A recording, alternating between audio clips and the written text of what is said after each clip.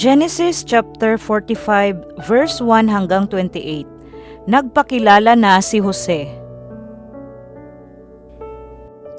Hindi na mapigil ni Jose ang kanyang damdamin, kaya pinaalis niya ang kanyang mga tagapaglingkod na naroon.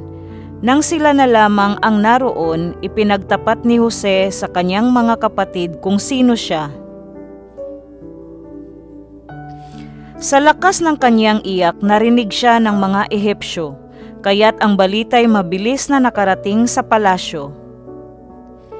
Ako si Jose, ang pagtatapat niya sa kanyang mga kapatid. Buhay pa bang talaga ang ating ama? Nagulantang sila sa kanilang narinig at hindi nakasagot. Lumapit kayo, sabi ni Jose. Lumapit nga sila at nagpatuloy siya ng pagsasalita. Ako nga si Jose, ang inyong kapatid na ipinagbili